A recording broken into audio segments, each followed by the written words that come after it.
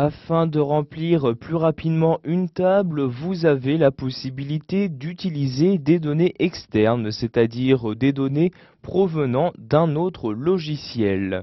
Donc pour cela, vous vous rendez en haut et vous cliquez sur l'onglet Données externes. C'est donc dans cet onglet que vous allez pouvoir importer le fichier que vous souhaitez. Donc, comme vous pouvez le voir dans cet onglet, vous avez le choix donc, pour importer un fichier Excel, une table venant d'Access, une base de données, un fichier texte, un fichier XML ou bien d'autres. En cliquant ici sur le plus, vous pouvez voir que vous pouvez également insérer des données provenant d'un document HTML, etc. Donc, par exemple, dans cette vidéo formation, je vais importer des données provenant d'un fichier Excel 2010. Je clique donc pour cela sur le bouton Excel comme ceci et vous avez alors cette fenêtre-ci qui apparaît. Vous allez donc dans un premier temps y insérer le fichier que vous souhaitez utiliser. Je clique donc pour cela sur le bouton parcourir comme ceci et je vais sélectionner ce fichier dans cette fenêtre.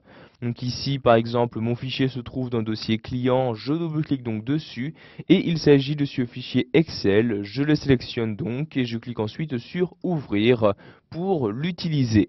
J'ai ensuite trois possibilités qui me sont proposées. Je peux dans un premier temps choisir d'importer les données du fichier dans une nouvelle table, ajouter ces données dans une table déjà existante ou encore lier les données à une table.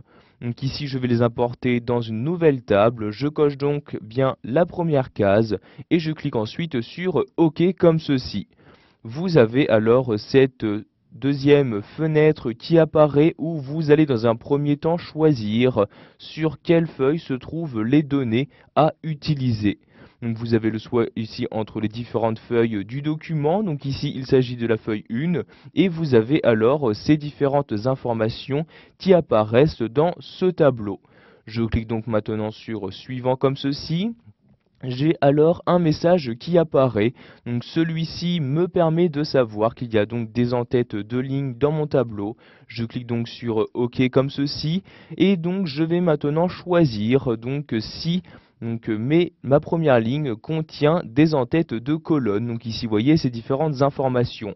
Si je choisis de décocher cette case, vous pouvez voir ici que les informations qui sont normalement des en-têtes de colonnes sont directement insérées dans mon tableau. Donc ici, vu qu'il s'agit d'en-tête de colonnes, je coche donc la case correspondante. Je clique ensuite sur OK dans cette fenêtre et je clique ensuite sur Suivant. Vous allez maintenant pouvoir personnaliser les différentes informations sur les différentes colonnes de votre tableau. Vous pouvez par exemple choisir pour chacune des colonnes quel nom de champ vous souhaitez utiliser. Par exemple ici à la place d'identifiant, je vais saisir tout simplement ID comme ceci. Donc vous modifiez de cette manière les différentes informations. Par exemple ici à la place de total achat, je souhaite juste mettre le mot achat comme nom de champ. Je clique donc dans la colonne et j'ai donc les différentes informations qui apparaissent. Donc ici je vais tout simplement mettre achat comme ceci.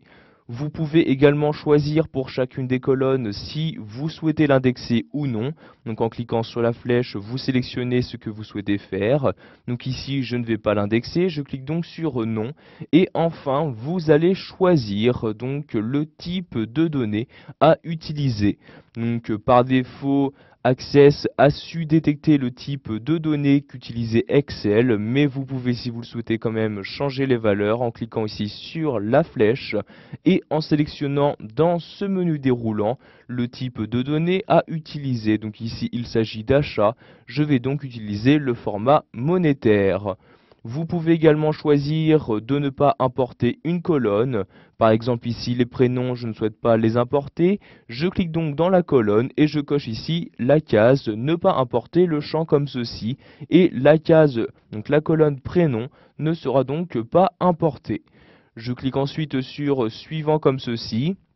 Vous avez donc dans cette étape maintenant la possibilité de sélectionner une clé primaire. Donc vous pouvez soit laisser Access l'ajouter pour vous, donc vous pouvez voir ici une nouvelle colonne apparaître, Mais par exemple ici je dispose déjà d'une colonne identifiant, je vais donc l'utiliser en tant que clé primaire. Donc je coche ici cette deuxième case et je choisis la colonne à utiliser en tant que clé primaire en cliquant sur la flèche. Donc ici vous pouvez voir que la colonne ID était déjà sélectionnée.